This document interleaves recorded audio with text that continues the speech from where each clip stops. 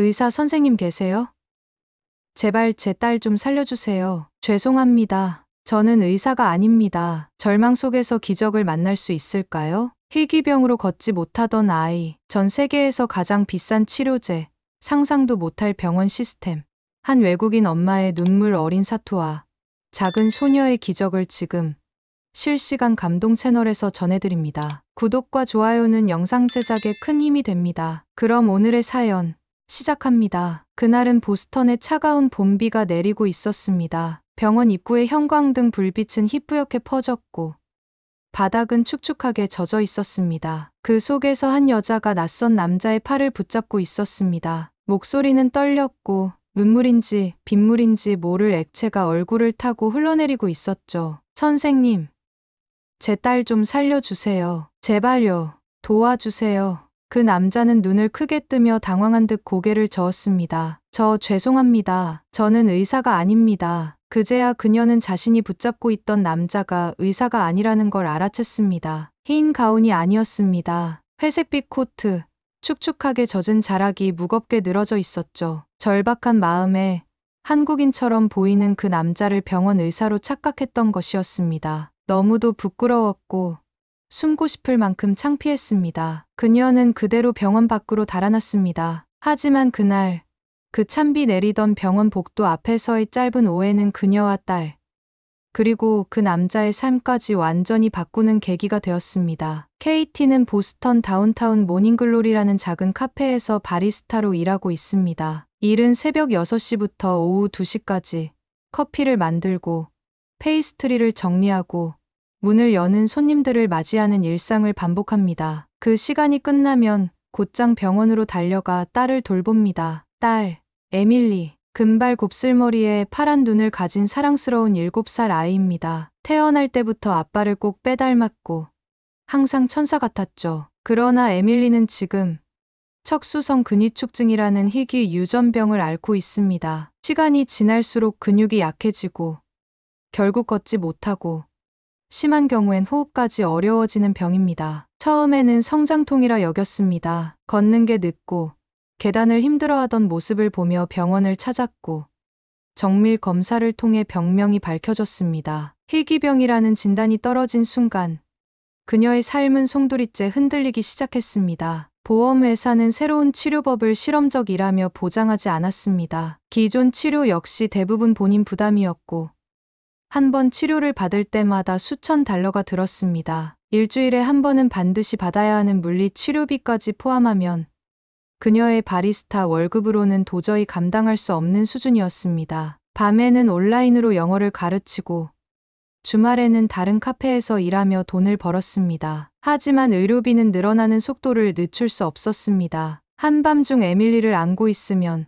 딸의 흐느낌이 그대로 그녀의 가슴을 찔러왔습니다. 점점 걷기조차 힘들어하는 에밀리를 보며 어떻게든 돈을 마련해야겠다는 생각뿐이었습니다. 그리고 오늘 병원 15층 신경과 진료실에서 의사는 이렇게 말했습니다. 에밀리의 상태가 생각보다 더 빠르게 나빠지고 있습니다. 곧 휠체어가 필요할 겁니다. 그 말을 듣는 순간 다리에 힘이 풀렸습니다. 너무 절망스러워 병원을 나서던 중 엘리베이터 앞에서 회색 코트를 입은 남자를 다시 마주쳤습니다. 전날과는 다른 복장, 셔츠와 슬랙스를 입고 있던 그는 바로 그날의 오해의 속 주인공이었습니다. 그녀는 당황한 나머지 고개를 숙이고 사과했습니다. 죄송해요.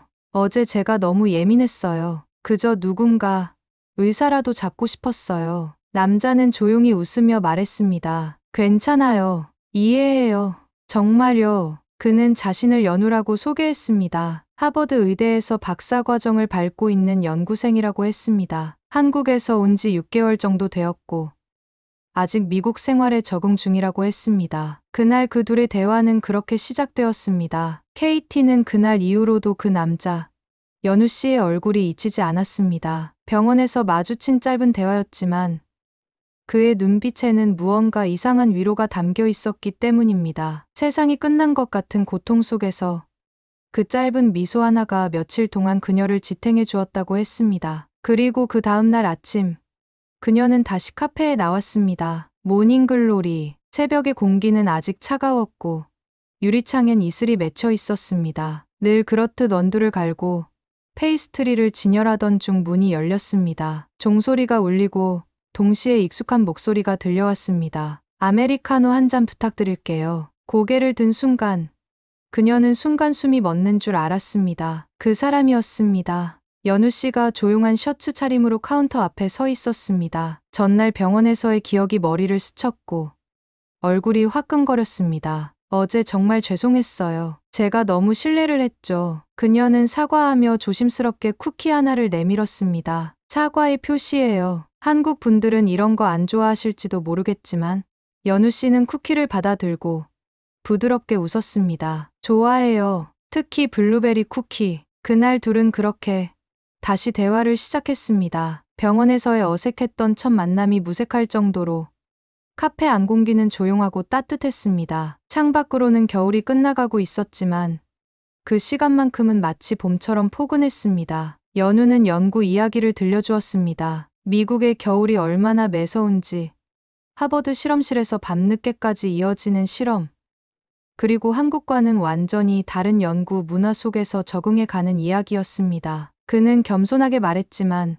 KT는 누군가를 위해 굉장히 간절하게 이 길을 걷고 있는 사람이라는 것을 느낄 수 있었습니다. 사실 제가 이 길을 선택한 데는 제 여동생 때문이에요. 그는 작게 한숨을 쉬며 말을 이었습니다. 지원이라고 제 여동생인데요. 15살 때 다리에 힘이 풀려서 걷지 못하게 된 적이 있어요. 여러 병원을 전전하다가 신경근육 질환이라는 진단을 받았죠. 그때 제 삶이 완전히 바뀌었어요. 그의 눈빛은 어딘가 먼 곳을 바라보고 있었습니다. 그는 그날부터 의사가 되기로 결심했고 고등학교 시절 병원 대기실에서 의학 교과서를 읽으며 밤을 새웠다고 했습니다. 결국 서울대 의대에 수석 입학했고 여동생과 같은 병을 연구하기 위해 신경근육 질환을 전공으로 선택했습니다. 지금은 많이 좋아졌어요. 새로운 치료법 덕분에 대학생이 됐고요. 하지만 저는 멈출 수가 없더라고요. 더 많은 아이들을 돕고 싶었어요. KT는 말없이 그의 이야기를 들었습니다. 어느새 아메리카노는 식어 있었고 손님도 하나 둘 들어오고 있었지만 그녀는 마치 그 대화 속에서 다른 세상에 들어간 듯한 느낌이 들었다고 했습니다. 한 사람이 가족을 위해 선택한 길이 또 다른 가족에게 희망이 되어가는 순간, 그날의 대화는 그렇게 끝이 났고 연우는 말했습니다. 내일도 이 시간에 올게요. 이 카페 마음에 들어요. 그 순간 KT는 설명할 수 없는 안도감을 느꼈습니다. 어쩌면 누군가가 다시 삶에 들어올 수 있을지도 모른다는 희망이었습니다. 그날 밤, 그녀는 에밀리에게 연우의 이야기를 들려주었습니다. 딸은 조용히 귀를 기울이며 묻습니다. 엄마, 그 삼촌도 병을 이기려고 공부한 거야? 그녀는 고개를 끄덕이며 딸을 안았습니다. 그리고 조용히 속으로 중얼거렸습니다. 에밀리야, 우리도 할 수 있을 거야. 분명히. 다음 날 아침, 모닝글로리 카페는 평소보다 조금 더 따뜻한 공기로 가득했습니다. 유리창 너머로는 여전히 쌀쌀한 보스턴의 겨울이 흐르고 있었지만 그날만큼은 무언가 달랐습니다. 연우는 약속대로 오전 7시에 카페를 찾았습니다. 늘 그렇듯 창가 쪽 창가 자리에 앉아 조용히 아메리카노를 마시며 노트북을 열었습니다. KT는 조심스럽게 다가가 말을 걸었습니다. 오늘도 연구하시는 거예요? 연우는 고개를 끄덕이며 살짝 미소 지었습니다. 네, 오늘은 서울대병원에서 진행 중인 유전자 치료 케이스 분석이에요. 비슷한 사례를 찾아보고 있어요. 그 척수성 근위축증 같은 거요? 맞아요. SMA도 유전자 치료가 가능하긴 한데 문제는 아직 미국에선 너무 비싸다는 거죠. KT는 잠시 말을 잇지 못했습니다. 비싸다는 그 짧은 단어 하나에 얼마나 많은 좌절이 녹아 있는지 그녀는 누구보다 잘 알고 있었습니다. 연우 씨, 혹시 한국에선 그런 치료가 좀 더 쉽게 받을 수 있나요? 연우는 잠시 생각에 잠겼습니다. 그리고 조심스럽게 대답했습니다. 제가 듣기로는 한국은 건강보험 시스템이 잘 되어 있어서 외국과 비교하면 치료 접근성이 훨씬 좋아요. 물론 외국인이라면 상황이 다르긴 하지만 그래도 가능성은 있어요. 서울대병원은 그런 희귀 질환 케이스에 많이 열려있는 병원이기도 하고요. 그 순간 KT의 눈에 슬며시 물기가 고였습니다. 그녀는 커피를 내리던 손을 멈췄고 조용히 중얼이듯 말했습니다. 그 말이 사실이면 정말 꿈만 같겠네요. 연우는 조용히 그녀의 말을 들었습니다. 그 눈빛에는 연민도 동정도 아닌 진심이 담겨 있었습니다. 사람을 바라보는 진정성. 그 따뜻한 시선은 KT에게 오랜만에 숨을 돌릴 공간을 만들어 주었습니다. 며칠 뒤 주말이 되었습니다. 제시카 아주머니도 일이 생겼고 병원도 쉬는 날이었습니다. KT는 에밀리를 카페에 데려왔습니다. 구석 테이블에 앉아 그림을 그리던 에밀리. 금발 곱슬머리가 햇살에 반짝였고 푸른 눈동자는 진지하게 무지개를 채색하고 있었습니다. 그리고 7시 연우가 카페에 들어섰습니다. 익숙하게 참가 쪽 자리로 향하던 그의 발걸음이 멈췄습니다. 에밀리를 본 순간이었습니다. 안녕하세요.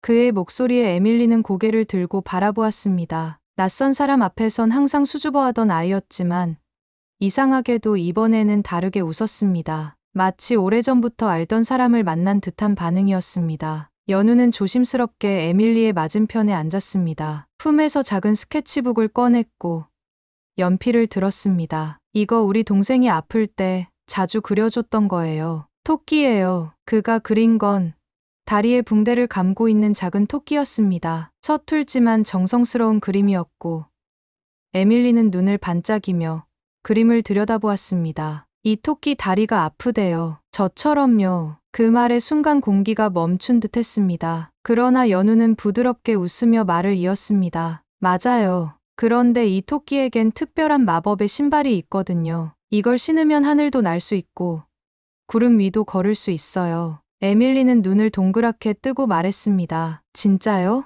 정말이에요. 그리고 이 토끼는 매주 새로운 모험을 떠나요. 다음 이야기도 듣고 싶어요? 에밀리는 고개를 세차게 끄덕였습니다. 그리고 어느새 자연스럽게 연우의 무릎 위로 기어 올라갔습니다. KT는 그 모습을 카운터 너머에서 조용히 바라보고 있었습니다. 마이클이 떠난 이후 누군가의 품에 그렇게 편안하게 안겨 웃는 에밀리의 모습을 보는 건 처음이었습니다. 그날 카페 안에는 커피 향기보다 더 따뜻한 무언가가 가득했습니다. 그날 이후 연우는 매주 토요일이면 어김없이 모닝글로리 카페를 찾았습니다. 평일엔 실험실에서 늦은 밤까지 연구에 매달렸지만 토요일 아침만큼은 그 어떤 회의도 실험도 뒤로 미뤘습니다. 그에게 그 시간은 실험보다 중요한 무언가를 위한 약속이 되어버렸기 때문입니다. 매주 연우는 새로운 이야기를 준비해왔습니다. 마법의 신발을 신은 토끼가 바다를 건너는 이야기, 구름 위에서 용을 만나는 이야기, 무지개 끝에서 웃음을 찾는 이야기. 그의 손은 서툴렀지만 그림은 정성스럽게 채색되어 있었고 에밀리는 매번 기대에 찬 눈으로 그 이야기를 기다렸습니다. 토끼 삼촌, 오늘은 어떤 모험이에요? 에밀리는 그렇게 연우를 부르기 시작했습니다. 토끼 삼촌. 처음에는 장난처럼 들렸지만 시간이 지날수록 그 호칭에는 정이 실리기 시작했습니다. 마이클이 떠난 이후 에밀리가 누군가를 그렇게 따뜻하게 부른 것은 처음이었습니다. 연우도 에밀리에게만큼은 유난히 부드러웠습니다. 토끼 그림을 그려주며 한국어 단어를 하나씩 가르쳤고 에밀리는 서툰 발음으로 따라 말하며 깔깔 웃었습니다. 빨간색은 빨강, 파란색은 파랑. 서툰 억양에도 웃음이 가득했고 그 시간만큼은 에밀리도 자신의 병을 잊은 듯했습니다. 그러던 어느 날 물리치료가 있는 평일 오후였습니다. KT는 병원에서 연우와 마주쳤습니다. 예상치 못한 시간이었기에 그녀는 놀랐습니다. 연우 씨, 여기 웬일이에요? 연우는 미소 지으며 말했습니다. 오늘 실험 일정을 조정했어요. 물리치료 힘들다고 하셨잖아요. 혹시 도움이 될까 해서요. 그날 연우는 처음으로 병원에 함께 들어갔습니다. 의사들과의 상담 통역을 도와주었고 치료기구 앞에서 겁에 질린 에밀리에게 조용히 다가가 손을 내밀었습니다. 괜찮아. 이거 마법의 기계야. 마법 신발이랑 연결돼 있어서 너를 더 빨리 날게 해줄 거야. 에밀리는 그의 말을 듣고 작게 웃었고 치료를 무사히 마칠 수 있었습니다. 그날 이후 연우는 종종 병원에도 함께하게 되었습니다. 실험 일정을 조정하며 에밀리의 치료 일정을 체크했고 때론 KT보다 더 세심하게 병원 시스템을 파악해줬습니다. KT는 그가 점점 가족처럼 느껴지기 시작했다고 했습니다. 에밀리 역시 마찬가지였습니다. 치료를 마친 뒤에도 연우가 기다리고 있다는 사실 하나만으로 아이는 더 이상 울지 않았습니다. 그러던 어느 날 저녁, 에밀리는 조용히 엄마에게 물었습니다. 엄마, 우리 토끼 삼촌이랑 한국 가면 안 돼요? 그 질문에 KT는 아무 말도 하지 못했습니다. 아이의 순수한 질문이었지만 그녀의 가슴을 가장 깊숙한 곳까지 흔들어 놓은 말이었습니다. 그날 밤, KT는 잠든 딸의 곁에 앉아 있었습니다. 아이의 작은 손을 잡고 천천히 눈을 감았습니다. 그리고 처음으로 스스로에게 물었습니다. 정말 가능할까? 이 아이와, 이 남자와 새로운 나라에서 다시 시작하는 게? 그 질문의 답은 아직 몰랐습니다. 하지만 확실한 건 하나였습니다. 그들이 만나고 서로의 이야기를 들은 그 순간부터 희망은 조금씩 아주 천천히 그들의 삶 속으로 스며들고 있었습니다. 그 후로도 몇 주가 흘렀습니다. 에밀리의 상태는 조금씩 나빠지고 있었지만 마음은 점점 단단해지고 있었습니다. 연우는 더는 병원 동행을 도와주는 일로만 생각하지 않았습니다. 그는 어느새 에밀리의 일상을 함께 살아가는 한 사람이 되어 있었습니다. 어느 토요일 아침, 카페 문이 열리고 연우가 들어섰습니다. 그는 손에 태블릿을 들고 있었고 앉자마자 KT를 조심스럽게 불렀습니다. KT, 잠깐 시간 괜찮을까요? 조심스럽게 다가가 앉은 그녀는 태블릿 화면을 보았습니다. 서울대병원의 내부 영상이 재생되고 있었습니다. 첨단 로봇 수술 시스템, 유전자 분석 장비, 3D 프린팅으로 제작된 모형, AI 기반 진단 시스템, 모든 것이 마치 미래의 병원처럼 보였습니다.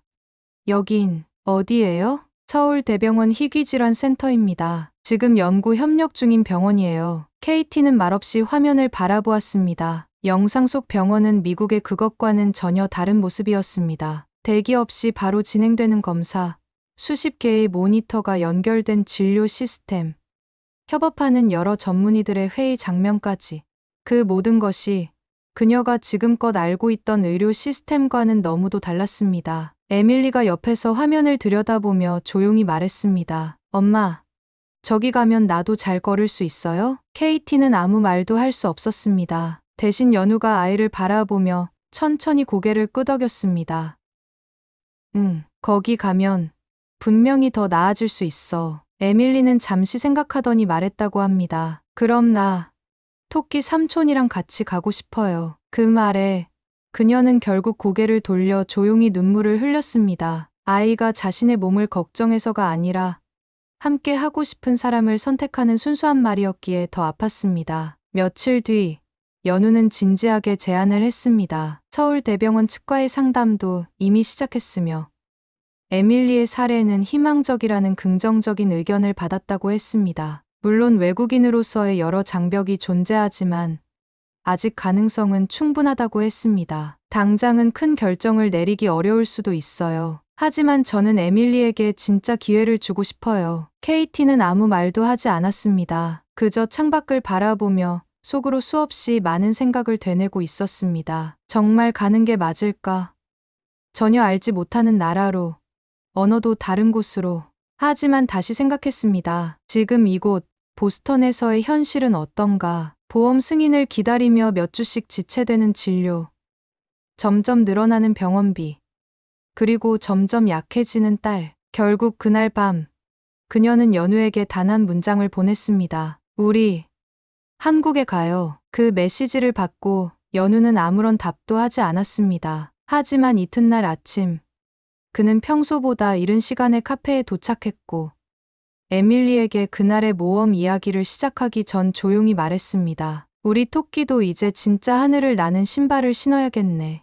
그 순간 에밀리는 두 팔을 벌리고 말했습니다. 그럼 이제 정말 날아가는 거예요? KT는 그 모습을 바라보며 작게 미소 지었습니다. 한국행을 결심한 이후 KT는 오랜만에 심호흡을 했습니다. 물론 걱정은 여전히 있었습니다. 낯선 언어, 새로운 환경, 그리고 아픈 딸을 데리고 떠나는 여정. 하지만 그 모든 불안의 끝에 있었던 단 하나의 이유, 에밀리가 더 오래 더 건강하게 살아갈 수 있는 기회가 바로 그 결정의 전부였습니다. 하루하루가 다르게 바빠졌습니다. KT는 보스턴에서 정리해야 할 일들을 하나씩 처리해 나갔습니다. 카페 사장에게 인사를 하고 제시카 아주머니에게 감사 인사를 전했습니다. 그리고 무엇보다 중요한 보험과 병원 기록, 의료 서류들을 하나씩 정리했습니다. 연우는 서울대병원 측과 계속해서 소통을 이어가고 있었습니다. 에밀리의 상태에 맞는 치료법, 예상 가능한 부작용, 준비해야 할 검사 항목들까지 꼼꼼하게 체크했습니다. 그는 단지 의학적 조언을 주는 사람이 아니라 누군가의 인생을 함께 짊어지고 있는 보호자처럼 행동하고 있었습니다. 출국을 며칠 앞둔 어느 날 밤, KT는 마이클의 사진 앞에서 오랜만에 말을 걸었습니다. 당신이라면 어떻게 했을까? 사진 속 남편은 여전히 따뜻한 미소를 짓고 있었습니다. 마치 아무 말 없이 잘하고 있어라고 말해주는 듯했습니다. 그녀는 조용히 고개를 숙였고 사진 옆에 작은 곰 인형을 놓았습니다. 마이클이 에밀리에게 마지막으로 선물했던 인형이었습니다. 출국 당일 아침, 보스턴 로건 공항은 여느 때처럼 붐볐습니다. 연우는 공항에 도착해 짐을 정리하며 에밀리의 상태를 계속 체크했습니다. 비행기 안에서 혹시 모를 상황에 대비해 의료용 비상 키트도 준비했고 서울대병원 응급팀과의 비상 연락망도 확보했습니다. 에밀리는 처음 타보는 비행기에 잔뜩 들뜬 모습이었습니다. 삼촌, 우리 저 구름 위로 날아가는 거예요? 연우는 웃으며 대답했습니다. 응. 하늘 위에서 토끼 친구들이 기다리고 있을 거야. KT는 그 모습을 보며 마음속으로 수없이 다짐했습니다. 이 아이에게 반드시 새로운 삶을 안겨주리라. 그 약속 하나로 지금까지 버텨왔고 지금 이 비행기에도 오르게 된 것이었습니다. 비행기가 활주로를 따라 천천히 움직이기 시작했습니다. 그녀는 손을 꼭 잡은 에밀리의 작은 손을 보며 창밖을 바라봤습니다. 점점 멀어지는 보스턴의 풍경 속에는 수많은 기억이 뒤섞여 있었습니다. 마이클과 함께했던 시간, 진단을 받고 병원 복도를 오가던 날들, 카페에서의 새벽들, 그리고 연우와의 첫 만남. 그 모든 시간들이 마음을 스치고 지나갔지만 창밖의 하늘은 분명히 말해주고 있었습니다. 이 선택이 두려움보다 크고 상처보다 따뜻하며 절망보다 깊은 희망을 품고 있다는 것을. 그녀는 작게 속삭였습니다. 에밀리야, 이제 우리 진짜 날아가자. 그 비행은 단지 한 도시에서 다른 도시로 가는 여정이 아니었습니다. 그건 바로 삶을 바꾸는 항로였습니다. 비행기는 천천히 고도를 높이며 구름 사이를 뚫고 올랐습니다. 보스턴의 도시 불빛이 점처럼 멀어졌고 창밖은 어느새 하늘과 이어졌습니다. KT는 창문 너머로 펼쳐진 풍경을 바라보며 조용히 숨을 내쉬었습니다. 옆자리에 앉은 에밀리는 이미 잠에 빠져 있었고 작은 곰 인형을 품에 안고 있었습니다. 하지만 이 평온은 오래가지 않았습니다. 비행이 시작되고 3시간쯤 지났을 무렵 에밀리가 갑자기 몸을 움츠리며 깨어났습니다. 눈가엔 식은땀이 맺혀 있었고 입술이 파랗게 질려 있었습니다. 엄마, 배가 너무 아파요. 그녀의 목소리는 평소와 달랐습니다. 숨쉬기가 힘들어 보였고 얼굴은 점점 창백해지고 있었습니다. KT는 당황해서 연우를 불렀습니다. 연우 씨, 에밀리가 무언가 이상해요. 연우는 즉시 자리에서 일어났고 자신의 가방을 꺼내 의료 키트를 열었습니다. 그는 하버드에서 신경근육질환 관련 연구를 하며 익혔던 긴급 대응 절차들을 되새기며 침착하게 에밀리의 상태를 확인했습니다. 기압 변화 때문일 수 있어요. 근육 경련이 시작된 것 같아요. 위험해질 수도 있어요. 기내 방송이 울려 퍼졌습니다. 기내에 의료진 계십니까? 의사 선생님, 응급 상황입니다. 연우는 자리에서 일어나 말했습니다. 제가 하버드 의대 신경근육질환 전공 연구원입니다. 환자의 상태를 잘 알고 있습니다. 그는 단호하게 승무원에게 말했고 곧 임시 의료 공간이 준비되었습니다. KT는 떨리는 손으로 태블릿을 꺼내 연우에게 건넸습니다. 그는 곧바로 기내 와이파이를 통해 서울대병원 의료진과 긴급 화상 회의를 연결했습니다. 화면 속에는 서울대병원 신경과 김 교수가 나타났습니다. 환자의 상태를 바로 전송해 주세요. 연우 씨, 지금 가능한 조치부터 취하세요. 기장은 비상착륙을 고민했지만 연우와 서울대 의료진의 협력으로 응급 조치가 이루어졌고 에밀리는 천천히 안정을 되찾았습니다. 모두가 숨을 죽이고 지켜보던 시간, 케이티는 에밀리의 손을 잡고 조용히 기도했습니다. 제발 우리 아이 무사히 도착하게 해주세요. 그리고 마침내 비행기는 인천국제공항에 착륙했습니다. 하지만 입국장을 지나기도 전에 에밀리는 다시 의식을 잃었습니다. 케이티는 아이를 흔들며 절박하게 외쳤습니다. 에밀리야, 눈 떠봐.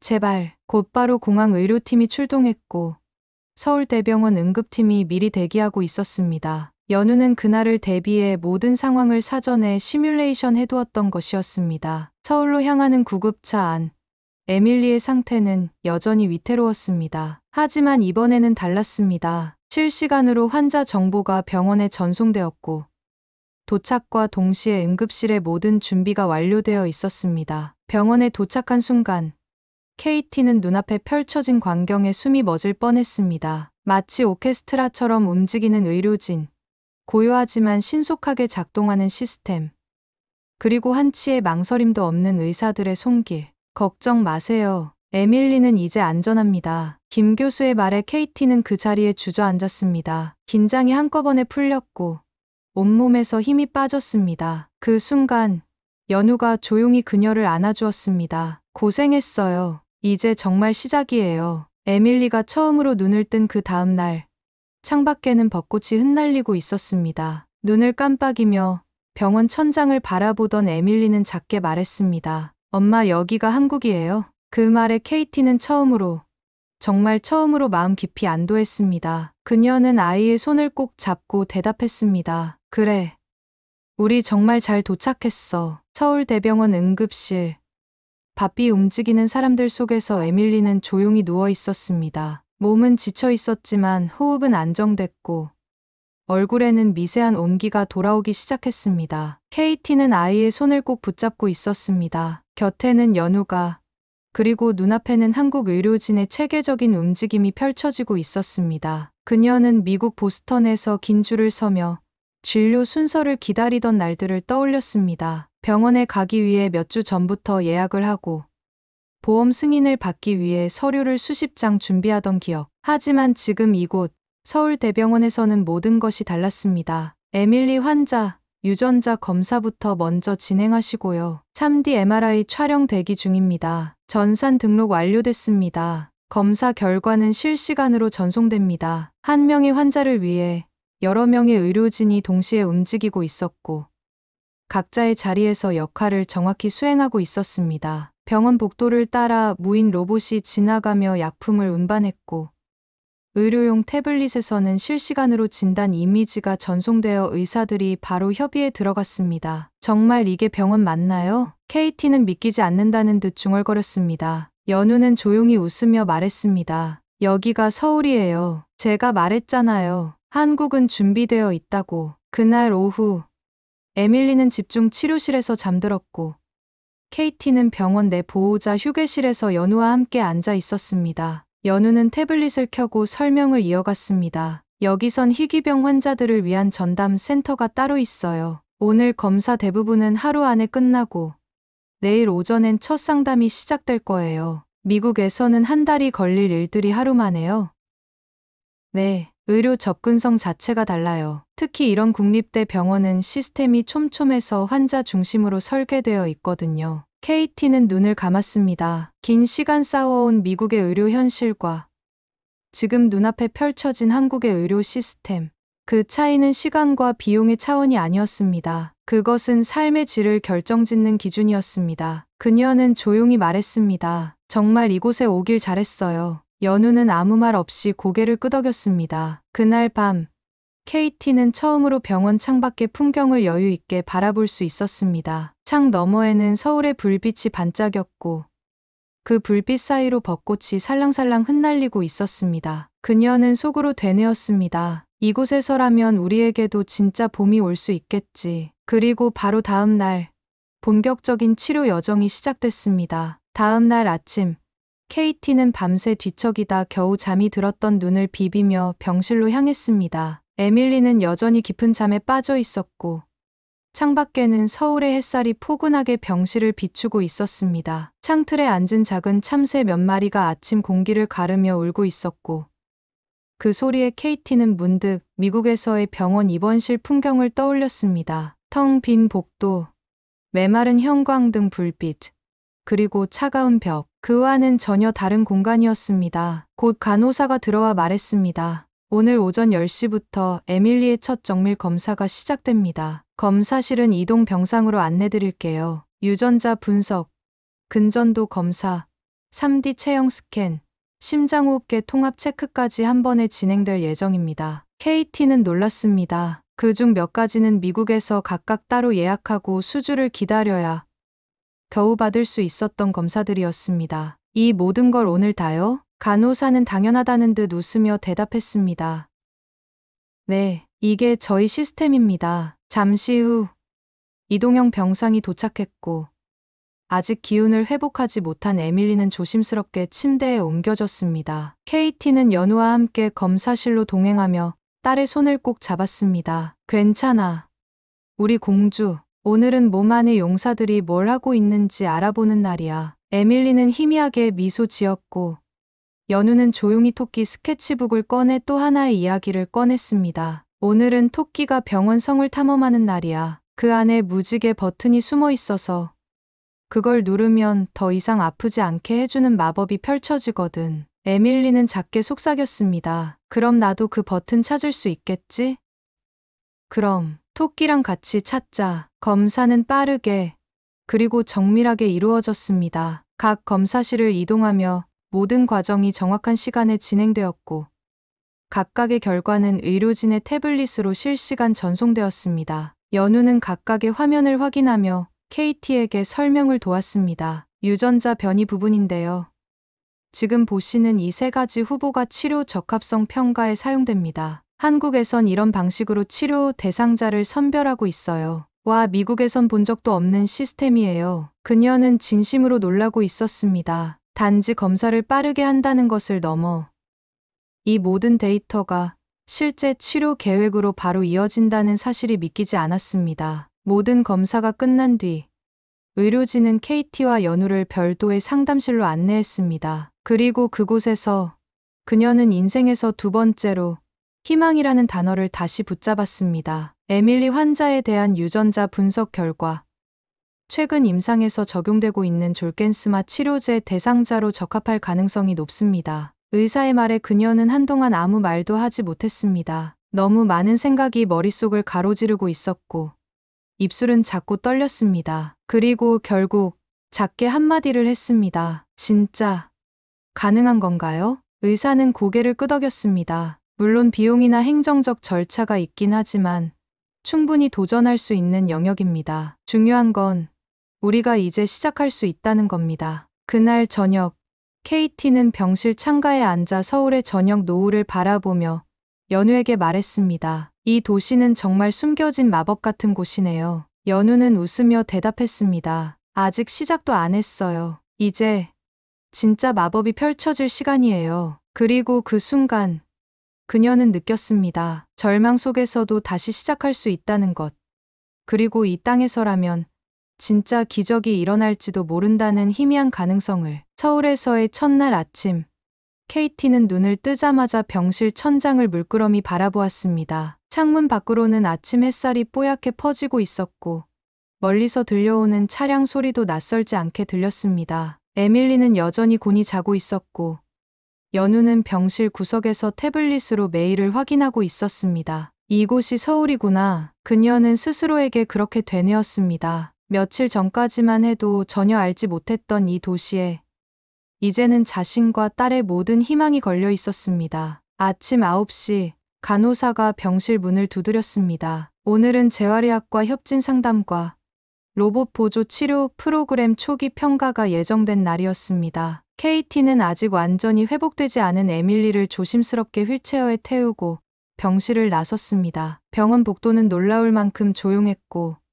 모든 동선이 환자 중심으로 설계되어 있었습니다. 각 진료관은 번호 하나 누르지 않아도 자동으로 연결되었고, 휠체어가 움직이는 방향에 따라 문이 자동으로 열리고 닫혔습니다. 미국에서라면 상상도 할 수 없는 시스템이었습니다. 마치 호텔 로비 같네요. KT의 말에 연우는 웃었습니다. 한국 병원은 환자를 손님처럼 모시는 걸 기본으로 해요. 대형 병원일수록 더 그렇죠. 미국은 정말 다르거든요. 병원에 가려면 일단 보험이라는 벽부터 마주해야 하니까요. 그게 늘 가장 큰 스트레스였어요. 재활의학과 상담실에서는 에밀리의 상태에 맞춘 운동 프로그램이 소개되었습니다. 로봇 보조 재활 장비는 환자의 움직임에 따라 자동으로 강도를 조절하며 치료 중 수집된 데이터를 실시간으로 분석해 효과를 극대화하는 시스템이었습니다. 정말 미래 같아요. KT는 기계에 올라탄 에밀리를 바라보며 말했다. 처음엔 긴장한 듯 입술을 깨물던 딸은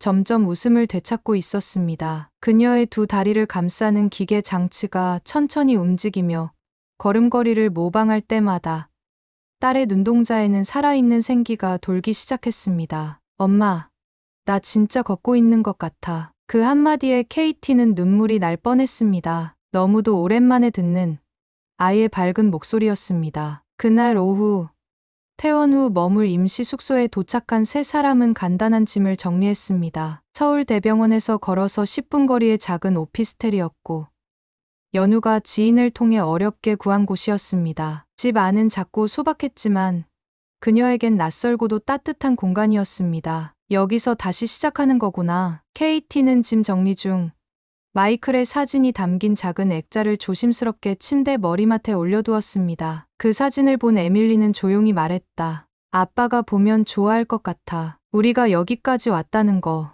그녀는 말없이 딸의 머리를 쓰다듬었습니다. 다음 날 아침, KT는 혼자 근처 편의점을 찾았습니다. 연우는 실험실에 출근했고 에밀리는 병원 재활치료 예약이 없는 날이었습니다. 편의점 문이 열리자 자동으로 인사 소리가 울려 퍼졌습니다. 어서 오세요. KT는 잠시 멈칫했습니다. 너무도 친절한 인사에 당황한 것입니다. 그냥 인사 하나에도 이렇게 정성이 담기다니. 그녀는 도시락과 생수, 간단한 세면도구를 골라 계산대로 향했습니다. 계산을 도와주던 직원은 영어는 유창하지 않았지만 하나하나 손짓과 미소로 설명해 주었습니다. 이 나라는 사람을 환영할 줄 아는 나라구나. 그녀는 그렇게 생각했습니다. 집으로 돌아오는 길, 서울의 거리엔 여전히 낯선 글자들이 가득했지만 더 이상 무서워 보이지 않았습니다. 그녀는 천천히 이 도시의 리듬에 맞춰 걷기 시작했습니다. 그날 밤, 세 사람은 함께 저녁을 먹었습니다. 연우가 장을 봐와 간단하게 끓인 김치찌개, KT는 매콤한 국물을 조심스레 한 입 떠먹었고 곧 작게 웃으며 말했다. 이거 놀랍도록 중독성 있어요. 에밀리는 입 주변을 벌겋게 물들인 채로 웃었습니다. 삼촌은 요리도 잘해요. 연우는 민망한 듯 고개를 저었고 KT는 그 모습을 보며 생각했습니다. 이 사람과 함께라면 낯선 나라에서라도 살아갈 수 있을지도 모르겠어요. 이제 그녀는 단지 치료만을 위해 한국에 있는 게 아니었습니다. 이곳에서 살아가고 싶다는 마음이 조금씩 자라나고 있었습니다. 며칠 뒤 KT는 에밀리와 함께 서울 근처의 작은 공원에 나갔습니다. 재활 치료가 없는 날엔 바깥 공기를 쐬며 몸을 풀어주는 것이 좋다는 의사의 권유도 있었지만 그녀 스스로도 한국의 일상을 조금 더 직접 마주해 보고 싶다는 생각이 컸습니다. 햇살 좋은 봄날이었고 공원에는 아이들과 부모들이 많이 나와 있었습니다. 벚꽃이 흐드러지게 피어 있었고 잔디밭 위엔 돗자리를 깐 가족들이 도시락을 나누고 있었습니다. 에밀리는 휠체어에 앉아 있었지만 공원에 나왔다는 사실만으로도 들뜬 얼굴이었습니다. 엄마, 나 오늘 바람 냄새가 달라요. KT는 아이의 말에 조용히 웃었습니다. 미국에서도 공원은 있었지만 이곳처럼 다정한 기운이 감도는 공간은 처음이었습니다. 옆자리에 앉은 젊은 엄마가 다가와 인사를 건넸습니다. 안녕하세요. 아이가 너무 예뻐서요. 한국말 어렵진 않으세요? 조심스러우면서도 따뜻한 말투였습니다. KT는 영어로 대답했습니다. 아직은 모든 게 낯설지만 사람들이 정말 친절해서 감사해요. 그 젊은 엄마는 잠시 망설이다가 자신의 아이가 SMA 2형 진단을 받았었다고 조심스럽게 털어놨습니다. 지금은 걷지 못하지만 꾸준한 재활로 웃음을 되찾았다고 했습니다. 한국에선 다 같이 아이를 키운다고 생각해요. 도움이 필요하시면 언제든 말씀하세요. 그 말 한마디에 KT는 말할 수 없는 위로를 받았습니다. 타지에서 언어도 서툰 상황에서 그런 진심을 마주하게 될 줄은 몰랐습니다. 공원에서 돌아오는 길, KT는 편의점에 들렀습니다. 계산을 마치고 나서 감사합니다라고 한국어로 말하자 점원이 활짝 웃으며 대답했습니다. 와, 한국말 정말 잘하시네요. 그 순간 KT는 이상하게 기뻤습니다. 단 한마디의 말, 단 한 사람의 반응이 그렇게도 마음을 따뜻하게 덮을 수 있다는 사실을 처음으로 알게 된 순간이었습니다. 그날 밤, 에밀리는 스케치북에 무지개를 그리고 있었습니다. 한국에 와서 에밀리가 웃는 시간이 눈에 띄게 늘어난 것이 느껴졌습니다. 엄마, 토끼 삼촌이 말했어요. 우리 토끼도 한국에서 더 빨리 날 수 있을 거라고. 그래, 우리 토끼, 여기선 진짜 날 수 있을 거야. 에밀리는 그 말을 듣고 다시 그림을 들여다보며 색연필을 꺼냈습니다. 이번에는 토끼에게 날개를 달아주고 있었습니다. 커다란 분홍 날개. 그리고 그 아래에는 이런 글씨가 영어로 쓰여 있었죠. Hope lives here. 그 글자를 본 KT는 문득 마음 깊은 곳에서 무엇인가가 올라오는 것을 느꼈습니다. 이 도시는 단지 치료의 장소가 아니었습니다. 사람들의 친절, 시스템의 정확함, 문화의 정서, 그 모든 것이 자신을 조금씩 다시 사람답게 만들어주고 있었습니다. 그리고 그 모든 변화의 중심에는 언제나 연우가 있었습니다. 그는 퇴근 후 매번 들렀고 에밀리의 물리치료가 있는 날엔 반드시 함께했습니다. 토요일마다 들려주는 동화도 계속되었고 이제는 에밀리가 먼저 그에게 이야기를 재촉하곤 했습니다. 오늘은요, 토끼가 바다를 건너는 날이에요. 엄마, 삼촌한테 말해줘요. 연우는 피곤한 얼굴에도 웃음을 지었고 KT는 그런 모습을 보며 가끔 속으로 생각했습니다. 이 사람이 없었다면 나는 어떻게 여기까지 올 수 있었을까? 서울에서의 생활은 아직 시작에 불과했지만 KT와 에밀리 그리고 연우 세 사람은 이미 조금씩 하나의 작은 가족이 되어가고 있었습니다. 서울에서의 생활이 어느덧 3주차에 접어들었죠. 에밀리는 매일 오전 10시부터 재활치료를 받았고 오후에는 진료나 유전자 관련 상담이 이어졌습니다. 병원은 늘 분주했지만 모든 일정은 정확했고 사람들은 친절했어요. KT는 매일 아침 연우가 건넨 일정표를 보며 하루를 준비했죠. 그날도 아침이 밝았습니다. 에밀리는 이미 깨어서 토끼 그림을 색칠하고 있었어요. 오늘은 초록색 신발 신은 토끼야. 재활 운동할 때 아프지 않게 해주는 신발이래. KT는 그 옆에서 조용히 웃으며 물을 건넸습니다. 오늘도 힘내자. 우리 공주님. 병원에 도착하자 김 교수와 희귀질환센터 의료진이 그들을 기다리고 있었어요. 진지한 분위기의 상담실. 오늘은 유전자 치료에 대한 본격적인 논의가 이루어질 예정이었죠. KT씨, 지금까지 에밀리의 검사를 종합한 결과 졸겐스마 치료가 가장 적합하다는 판단입니다. 졸겐스마. KT는 그 이름을 몇 번이나 들었어요. 미국에서도 치료제로 언급되었지만 너무 비싸다, 보험이 안 된다, 가능성이 낮다는 말들로 번번이 좌절했던 단어였죠. 정말 받을 수 있는 건가요? KT의 질문에 김 교수는 조심스럽게 고개를 끄덕였습니다. 기술적으로는 문제 없습니다. 단, 외국인의 경우 건강보험 적용이 불가능하기 때문에 치료, 비용 전액을 부담하셔야 합니다. 그 순간 공기가 멎는 듯했어요. 전액이라면 어느 정도인가요? 김 교수는 모니터를 돌려 그녀에게 금액을 보여주었습니다. 한국 돈으로 약 20억 원. 미국에서 들었던 그 숫자와 정확히 같았어요. 전 세계에서 이 유전자 치료제는 여전히 세상에서 가장 비싼 약으로 불리고 있었죠. 불가능해요. 저희는 이렇게 큰 돈을. 목소리가 떨렸습니다. 에밀리는 무슨 이야기인지 모른 채 연우 옆에서 그림책을 보고 있었지만 KT는 머리가 하얘졌어요. 연우는 조용히 KT의 손등을 감싸며 말했습니다. 우리 방법을 찾을 수 있을 거예요. 아직 끝난 게 아니에요. 의료진도 고개를 끄덕였어요. 최근엔 정부 및 재단의 기금 지원 사례도 있고 치료 효과가 입증되면 임상 연구 형태로 접근이 가능할 수도 있습니다. 단정 짓기엔 이릅니다. 그날 상담실을 나서며 KT는 병원 복도에서 잠시 멈췄습니다. 눈물이 쏟아질 것 같았어요. 몇 걸음 앞에서 에밀리는 환하게 웃고 있었고 연우는 그 옆에서 다정히 걸음을 맞추고 있었죠. 이 아이는 아직 아무것도 모른다. 그런데 나는 또 다시 현실의 벽 앞에 서 있다. 숙소로 돌아온 후 KT는 오래도록 거실 창가에 앉아 있었습니다. 서울의 야경은 여전히 아름다웠고 바람은 부드럽게 커튼을 흔들고 있었어요. 그때 연우가 조용히 물었습니다. KT, 괜찮아요? 그녀는 무겁게 고개를 끄덕였어요. 이제 괜찮아졌어요. 다시 방법을 찾아야죠. 포기할 수 없어요. 연우는 잠시 말이 없었습니다. 그리고 천천히 입을 열었죠. 사실 나도 오늘 교수님과 별도로 이야기를 나눴어요. 조건이 까다롭긴 하지만 몇몇 연구, 기금과 희귀병 후원재단과 연결될 가능성이 있다고 하셨어요. 가능성을 열어두자고 했어요. KT는 놀란 눈으로 그를 바라보았습니다. 벌써 그런 준비까지. 당연하죠. 우리 에밀리니까요. 그 말에 그녀는 아무 말도 하지 못했어요. 그날 밤 에밀리가 잠든 후에도 그녀는 한참을 침대 곁에 앉아 딸의 얼굴을 바라보았습니다. 이 아이가 이 세상에 온 순간부터 단 한순간도 포기란 없었어요. 그리고 지금 포기란 단어는 더더욱 존재하지 않았죠. 서울의 봄은 그렇게 조용히 그러나 강하게 그들의 마음속에 뿌리를 내리고 있었습니다. 다음 날 그녀는 웃으며 이렇게 말했어요. 이제 돈을 만들 차례네요. 이 20억 원이요?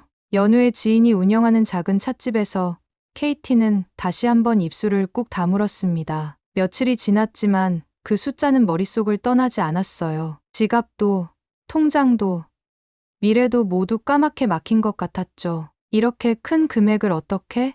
말끝을 흐리는 그녀를 향해 연우는 단호하게 말했습니다. 할 수 있어요. 저희는 혼자가 아니잖아요. 그 말은 빈 위로가 아니었어요. 연우는 이미 서울대병원 교수진과 함께 가능한 기금과 재단을 정리해뒀고 치료 이력서까지 정리한 상태였죠. 병원의 사회사업팀도 외국인 환자에게 가능한 지원 절차를 안내해주고 있었습니다. 하지만 여전히 핵심은 모금이었어요. 그날 밤 KT는 혼자 노트북을 열고 처음으로 펀딩 페이지를 만들었습니다. 미국과 한국 모두에서 기부를 받을 수 있는 국제 크라우드 펀딩 플랫폼이었죠. 에밀리의 사진, 병명, 진단서 일부, 한국에서의 치료 계획, 치료제 비용, 그 모든 걸 정직하게 적어 내려갔습니다. 그녀는 떨리는 손으로 마지막 문장을 썼어요. 우리 아이에게 단 한 번 걸을 수 있는 기회를 주세요. 출간을 누르는 순간 눈물이 쏟아졌습니다. 다음 날 아침 연우는 자신의 연구실 메일링 리스트와 커뮤니티에 해당 링크를 공유했고 서울대병원 측에서도 내부 윤리 절차를 거쳐 공익적 지원 안내 공지에 포함시켜주기로 했습니다. 한국의 한 의대생 커뮤니티에서 링크가 확산되기 시작했고 이내 다양한 댓글이 달렸죠. 이런 사연엔 조금이라도 보탬이 되고 싶네요. 제 동생도 SMA라서 꼭 성공하셨으면 좋겠어요. 에밀리, 힘내요. 그날 오후 KT는 기적처럼 기부 알림 메일을 받기 시작했습니다. 처음엔 10,000원, 20,000원 같은 소액 기부였지만 하나하나가 그녀의 마음을 울렸죠. 그저 링크 하나 공유한 사람들이 전혀 모르는 외국인 모녀를 위해 자신의 마음을 보내고 있었습니다. KT는 벅찬 감정으로 연우에게 메신저를 보냈습니다. 한국 사람들은 정말 따뜻하네요. 상상도 못했어요. 연우의 답장은 짧았죠. 그래서 제가 한국을 사랑하는 거예요. 며칠 뒤 지역 방송사에서 연락이 왔습니다. 병원의 추천을 받은 기자가 KT의 사연을 뉴스 인물 코너에서 다뤄보고 싶다는 제안이었죠. KT는 고민 끝에 수락했습니다. 딸의 얼굴이 세상에 노출된다는 두려움도 있었지만 지금 이 아이를 위해 할 수 있는 건 무엇이든 해야 한다고 생각했거든요. 촬영은 병원 로비와 공원, 숙소에서 진행되었습니다. 카메라 앞에서 KT는 담담하게 말했죠. 보스턴에선 매일이 절망이었어요. 하지만 서울에 온 이후 처음으로 희망이 뭔지 알게 됐어요. 낯선 땅이지만 이제 여기가 우리 아이의 미래를 만들어줄 나라라고 믿어요. 방송이 나간 뒤 후원은 눈에 띄게 늘어났습니다. 자영업자, 간호사, 심지어 중학생들이 모은 용돈까지 할 수 있다는 메시지가 도착할 때마다 KT는 눈물을 삼키며 다짐했죠. 절대 포기하지 않겠다고. 그리고 그녀는 행동에 나섰습니다. 직접 병원 게시판에 손으로 쓴 한국어 편지를 붙였고 재활치료실 앞에서 자주 만나는 어머니들에게 조심스레 도움을 청했습니다. 보스턴에 있는 옛 동료들에게도 연락했죠. 이 과정 속에서 KT는 도움을 요청하는 거지 결코 부끄러운 일이 아니라는 것을 배워갔습니다. 연우는 밤마다 엑셀 파일을 열어 기부 내역을 정리했고 매주 기금 모금 현황을 보고서처럼 정리해 공유해줬죠. 그 모든 시간이 사람들의 마음을 모으는 여정이었죠. 그리고 그 중심엔 항상 KT와 에밀리 그리고 연우 세 사람이 있었습니다. 기부 페이지가 열린 지 2주째 되던 날 KT는 이른 아침부터 노트북 앞에 앉아 있었습니다. 창밖으로는 서울의 봄비가 조용히 내리고 있었고 책상 위에는 연우가 사온 따뜻한 호지차 한 잔이 놓여 있었죠. 그녀는 습관처럼 기부 페이지를 열었습니다. 그리고 그 순간 화면에 표시된 숫자를 보고 숨이 턱 막혔습니다. 억 4,738만 4,200, 무려 1억 4천. 손이 떨렸습니다. 전날까지만 해도 9천만 원대였는데 방송이 나간 이후 밤사이 1,000개 이상의 후원이 몰렸던 것이었죠. 그녀는 곧장 연우에게 전화를 걸었습니다. 지금 이거 봤어요? 우리 벌써 여기까지 왔어요. 연우는 연구실에서도 확인하고 있었습니다. 그는 낮은 목소리로 말했죠. 보셨어요? 어제 뉴스에 나간 뒤로 매일도 폭주하고 있어요. 어떤 분은 해외에 계신 한인 의사 선생님이신데 에밀리 치료비를 위해 3천만 원을 보내셨어요. KT는 말문이 막혔습니다. 어떻게 우리가 만난 적도 없는 분들이.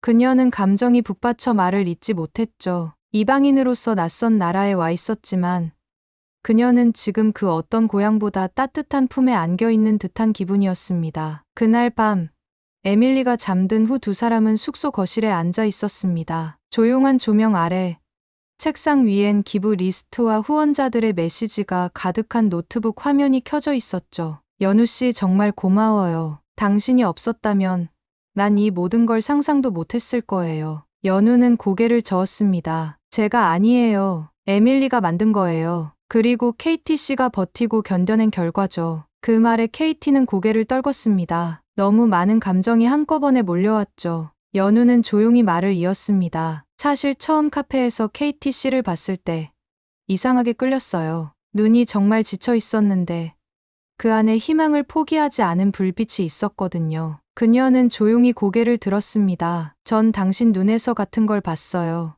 누군가를 위해 끝까지 싸우는 사람의 눈빛. 연우는 천천히 손을 내밀었습니다. 마치 무엇인가를 확인받듯 조심스럽고 정중하게. KT는 잠시 망설이다가 그 손을 잡았죠. 두 사람의 손이 맞닿은 순간 말 없이 오래도록 눈을 마주보았습니다. 서울의 봄밤.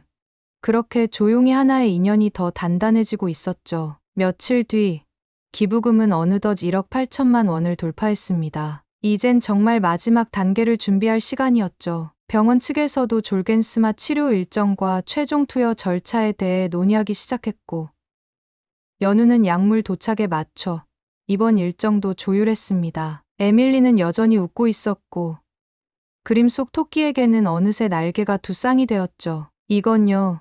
삼촌이랑 엄마랑 같이 날 수 있게 해주는 날개예요. 그 말에 KT와 연우는 동시에 웃었습니다. 이 작은 아이가 보여주는 믿음이 우리를 여기까지 이끌어줬구나. 그리고 그 믿음은 이제 진짜 현실이 되려 하고 있었습니다. 서울대병원 소아희귀질환센터 치료동 7층.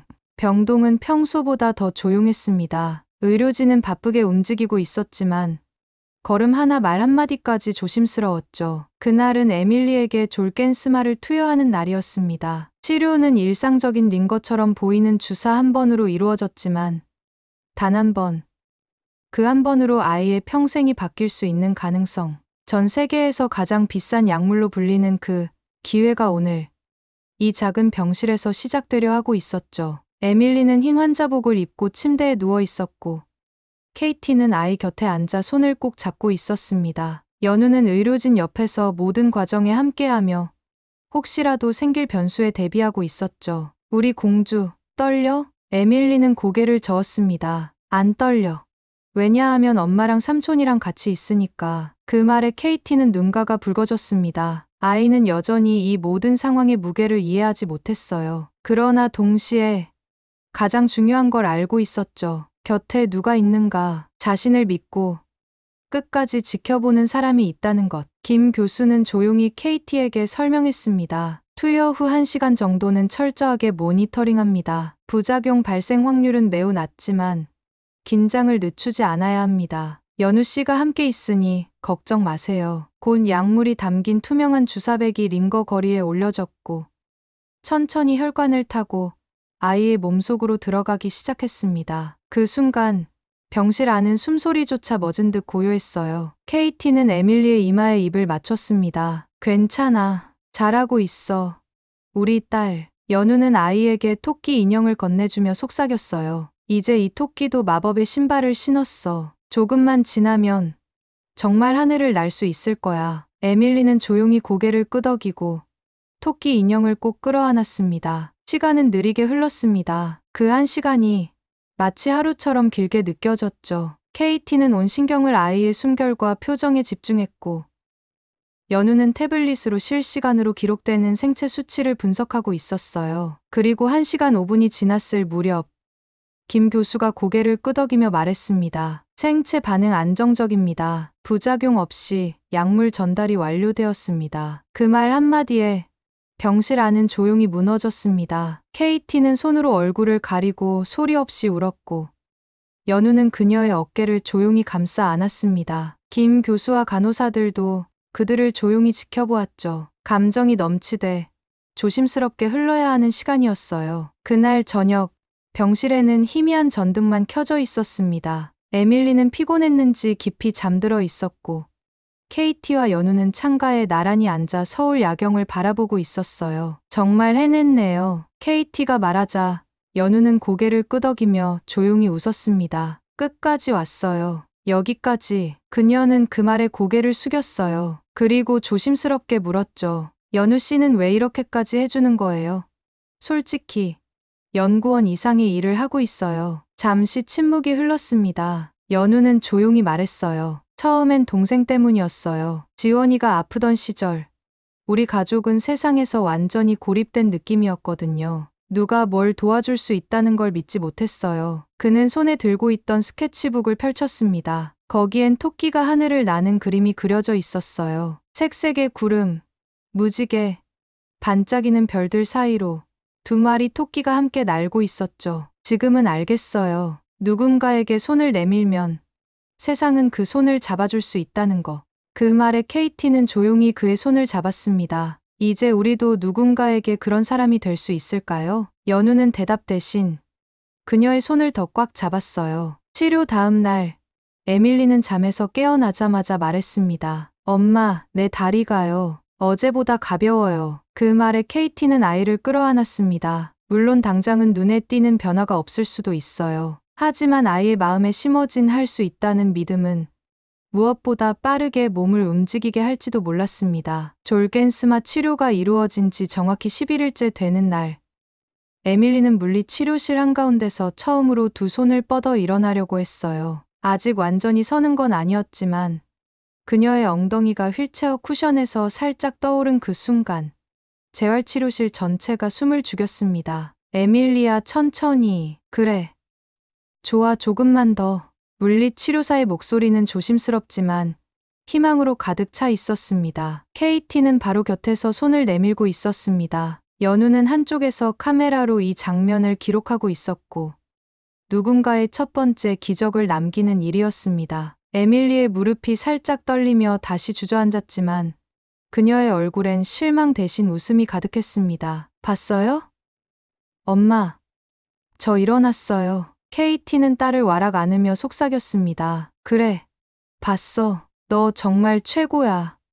우리 딸. 그날 병원 복도를 걸어 나오면서 연우는 조용히 말했습니다. 이렇게 빠른 반응은 정말 이례적이에요. 졸겐스마는 대부분 34주 후에 반응이 오는데 에밀리는 훨씬 빨라요. KT는 고개를 끄덕이며 연우의 눈을 조용히 바라보았습니다. 그 눈동자엔 자랑스러움과 책임감, 그리고 무언가 더 깊은 감정이 스며 있었습니다. 그날 저녁, 세 사람은 집에서 조촐한 파티를 열었습니다. 편의점에서 산 케이크 위에는 초 대신 작은 토끼 인형이 올려졌고 종이 모자 위엔 EMILISFIRST STP라고 적혀 있었습니다. 엄마, 다음엔 삼촌이랑 같이 걷고 싶어요. 그 말에 연우는 웃으며 말했습니다. 그럼 우리가 훈련 시작해야겠네. 에밀리는 깔깔 웃었습니다. KT는 잠시 두 사람을 바라보다가 부엌으로 향했습니다. 식탁에 놓인 물컵을 들며 마음속 깊은 곳에 고요하게 떠오르는 감정 하나를 느꼈습니다. 이 사람과 함께라면 정말 가족이 될 수 있을지도 몰라. 며칠 뒤 연우는 KT에게 특별한 제안을 했습니다. KT는 순간 놀랐습니다. 그가 어머니 이야기를 꺼낸 적은 거의 없었기 때문이죠. 괜찮을까요? 저 아직 한국어도 서툴고. 연우는 부드럽게 웃었습니다. 어머니도 당신 이야기를 많이 들었어요. 에밀리 얘기도요. 직접 뵙는 게 좋을 것 같아서요. KT는 고민 끝에 수락했습니다. 그 주 토요일, 그들은 연우 어머니가 사는 강남의 아파트를 찾았습니다. 현대식 고층 아파트였고 복도는 조용했습니다. 초인종을 누른 순간 안에서 인기척이 났습니다. 왔니?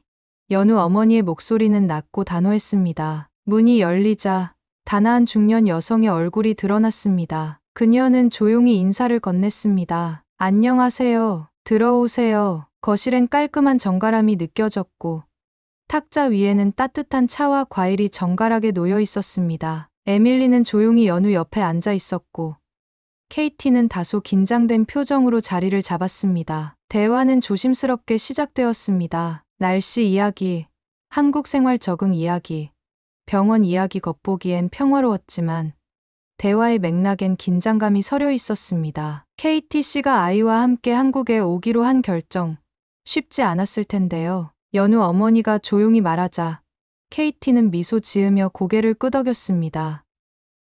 네, 쉽지 않았지만 이곳에 오길 정말 잘했다고 느끼고 있어요. 한국은 저희에게 기적 같은 나라예요. 그 말에 어머니의 표정이 잠시 굳어졌습니다. 그리고 조용히 한마디를 덧붙였습니다. 기적도 책임질 준비가 되어 있어야 해요. 그 말은 분명한 의미를 담고 있었습니다. 연우는 어머니를 바라보며 조용히 말했습니다. 엄마, KT 씨는 그 책임을 누구보다 무겁게 지고 있어요. 그날의 방문은 길지 않았습니다. 어머니는 예의를 지켰고 티 없이 깔끔한 미소를 유지했지만 KT는 직감적으로 느낄 수 있었습니다. 그녀가 환영받고 있지 않다는 것을. 하지만 에밀리는 전혀 눈치채지 못했습니다. 돌아오는 길, 아이는 연우에게 말했습니다. 삼촌 엄마는 되게 멋있어요. 옷도 예쁘고 집도 커요. KT는 웃었지만 속으로는 알 수 없는 바람이 불고 있었습니다. 이제 진짜 싸움이 시작되려는 걸까? 서울의 여름이 시작될 무렵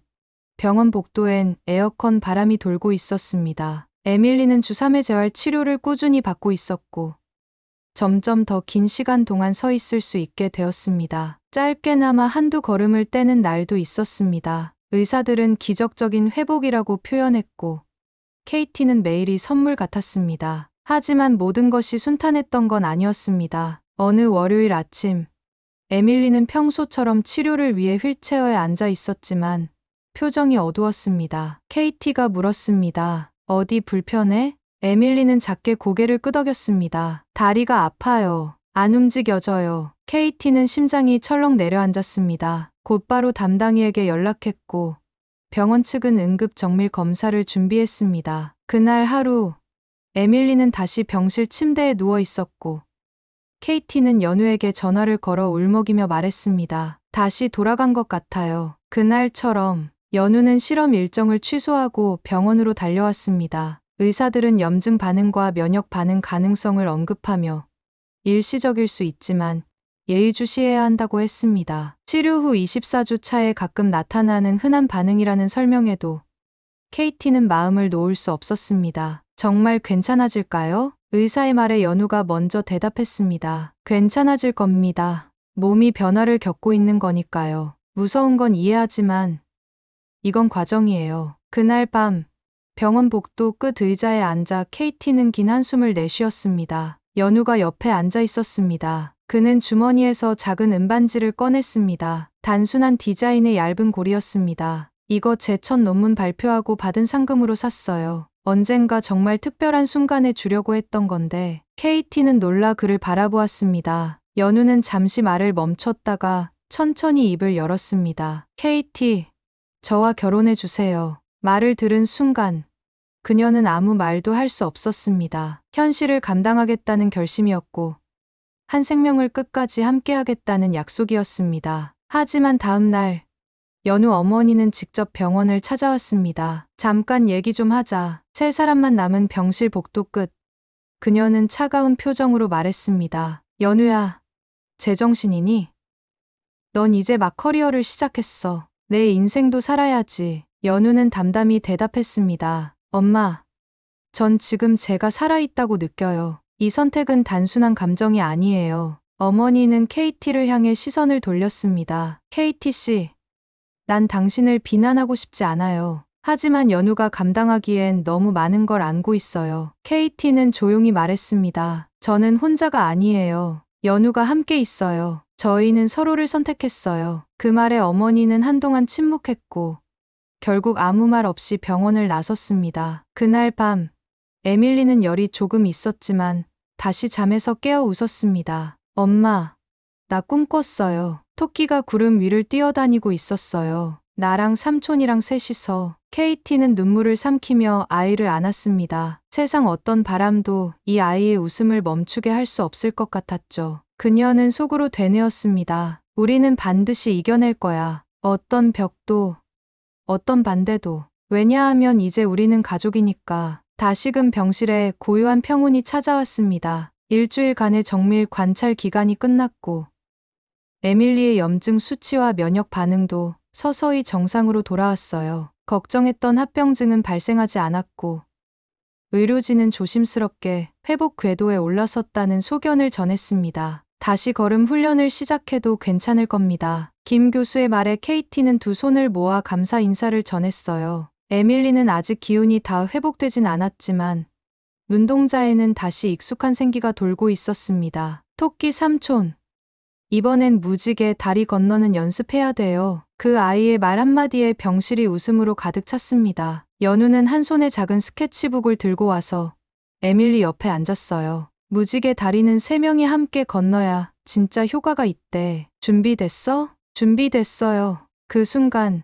KT는 자신도 모르게 고개를 끄덕였습니다. 언제부터였을까요? 이 세 사람이 함께 있는 것이 너무도 자연스러워졌다는 걸 느꼈어요. 며칠 후 연우의 어머니로부터 전화가 왔습니다. 직접 만나고 싶다는 내용이었어요. KT는 망설였지만 연우는 조용히 말했습니다. 이번엔 혼자 가볼게요. 연우는 어머니가 사는 아파트를 찾았습니다. 거실엔 옛날 가족 사진들이 여전히 액자에 담겨 있었어요. 그의 아버지, 어린 시절의 지원이, 그리고 중학생 무렵의 연우까지. 엄마가 말한 거 다 생각해봤어. 그리고도 내 결론은 같아. 어머니는 조용히 연우를 바라보았습니다. 지난번과 달리 그 눈빛엔 격렬한 감정 대신 묵직한 고민이 담겨 있었어요. 넌 내 아들이니까 누구보다 잘 알지. 한 번 마음 주면 끝까지 가는 사람이라는 거. 그녀는 고개를 숙였습니다. 사실 그날 병원에서 KT 씨가 한 말 계속 떠올랐어. 혼자가 아니다라는 말. 그 말이 이상하게 오래 남더라. 연우는 조용히 어머니의 손을 잡았어요. 엄마도 아빠 떠난 후 혼자였잖아.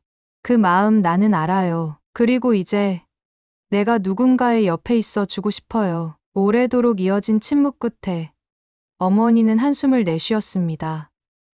그래, 그럼 가족으로 와야겠지. 다음 주말 연우 어머니는 처음으로 서울대병원 재활치료실을 찾았습니다. 손엔 직접 만든 도시락이 들려 있었어요. 에밀리는 처음엔 낯설어했지만 도시락을 받아들고 금세 웃었습니다. 할머니, 이거 제가 제일 좋아하는 반찬이에요. 그녀는 잠시 놀란 얼굴로 에밀리를 바라보았습니다. 할머니라는 단어, 그것은 경계와 의심을 녹이는 마법 같은 말이었어요. 그리고 천천히 그녀도 웃었습니다. 우리 에밀리, 입맛이 고급이네. 그 순간 KT는 조용히 눈을 떴습니다. 옆에 있던 연우가 속삭였어요. 이제 진짜 가족이에요. 그날 밤 세 사람은 처음으로 함께 외식을 했습니다. 근처 한식당에서 비빔밥과 된장찌개를 나눠 먹었고 에밀리는 젓가락질을 배우며 연우 어머니에게 조심스럽게 물었어요. 할머니, 나 잘하고 있어요?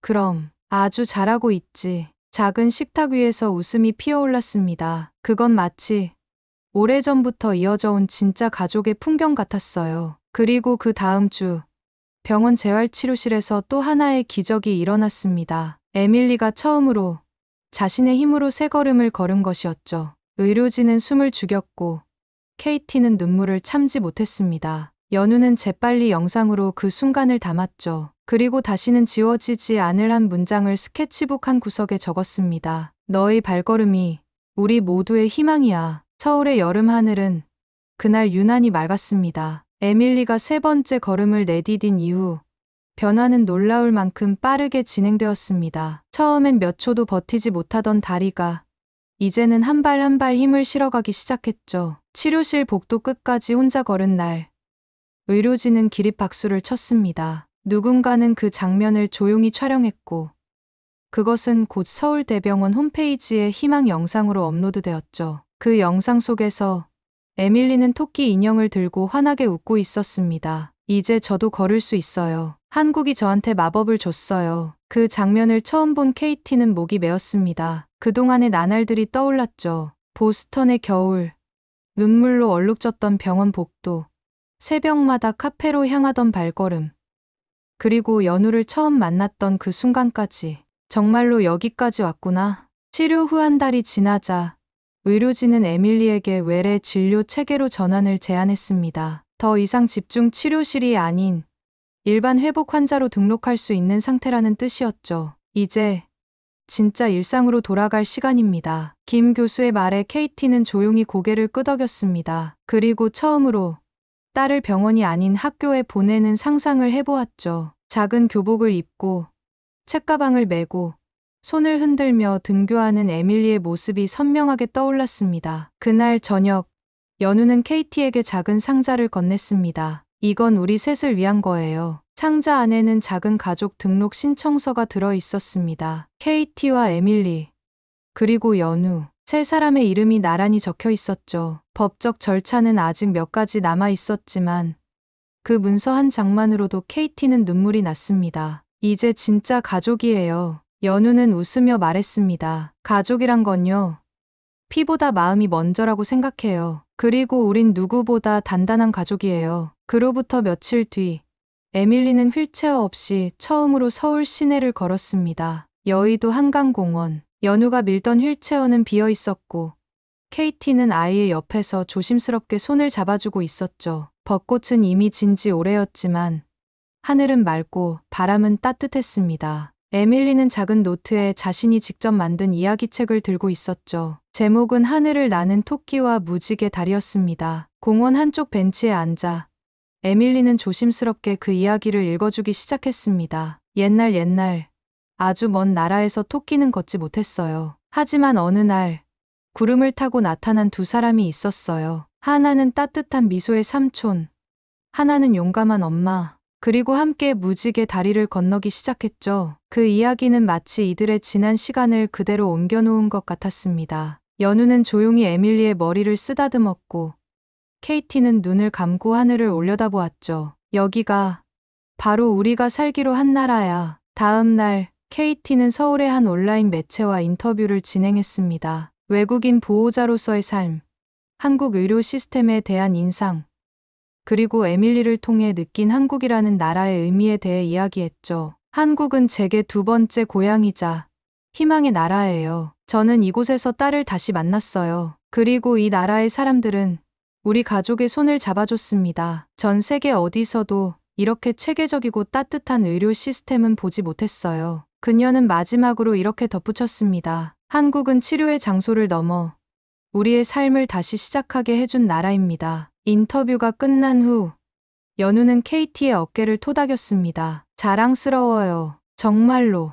KT는 조용히 웃었습니다. 이젠 미국에 돌아간다고 생각만 해도 두려워요. 그럼 한국에서 살아봐요. 그 말에 그녀는 고개를 끄덕였습니다. 그래요. 이곳이 우리 집이 될 거예요. 그해 가을, 서울은 유난히 맑았습니다. 공기는 선선했고 은행잎은 황금빛으로 물들기 시작했죠. 에밀리는 이제 매일 아침 작은 책가방을 메고 학교에 갑니다. 휠체어 없이, 가끔은 지팡이를 짚기도 했지만 두 발로 땅을 디디며 교문을 지나가는 딸의 뒷모습은 케이티에게 매일이 기적이었죠. 학교 복도 끝에서 손을 흔드는 아이, 그리고 그 손을 천천히 내려놓으며 미소 짓는 엄마. 케이티는 가슴 깊은 곳에서 매일 다짐했습니다. 오늘도 살아있어서 정말 다행이야. 에밀리는 늘 학교 숙제보다 더 열심히 토끼 이야기를 이어 쓰고 있었어요. 그녀의 책장은 벌써 스케치북 10권으로 가득했죠. 연우는 주말마다 아이와 함께 그림을 그리고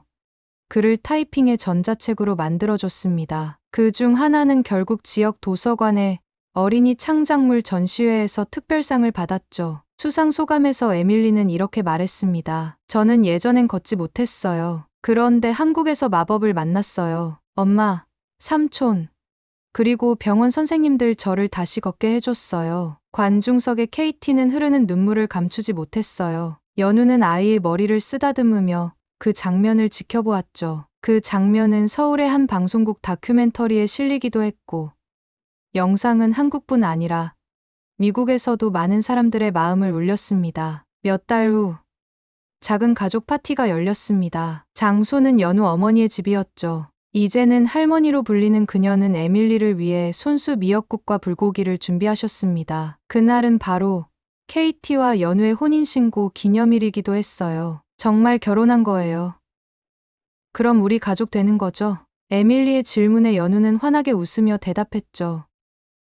응, 이젠 진짜 가족이야. 케이티는 조용히 아이를 안으며 속삭였습니다. 우린 항상 가족이었어. 다만 오늘부터 세상도 그렇게 부르기 시작한 거야. 그날 밤, 에밀리는 잠자리에 들기 전 케이티에게 물었습니다. 엄마, 만약 우리가 한국에 오지 않았다면 난 지금 어떻게 됐을까? 그 질문에 케이티는 잠시 말이 없었고 천천히 대답했죠. 아마 아직도 병원 복도를 울며 오갔을 거야. 언젠가는 나아질 거라고 믿으며 하지만 아마 이렇게 웃진 못했겠지.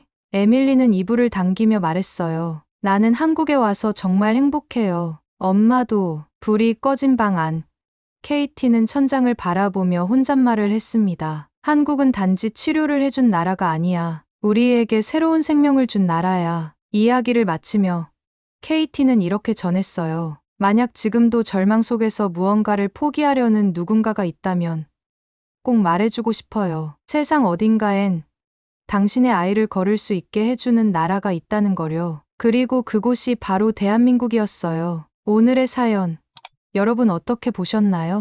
작은 소녀의 한 걸음이 세 사람의 운명을 바꾼 이야기, 그리고 그 기적을 가능하게 만든 바로 이곳, 대한민국. 세계에서 가장 앞선 의료 기술과 따뜻한 마음을 가진 사람들이 만든 희망의 기적이었습니다. 에밀리의 이야기처럼 한국의 진심이 전 세계에 널리 퍼질 수 있도록 여러분의 구독과 좋아요는 영상 제작에 큰 힘이 됩니다. 시청해 주셔서 감사합니다.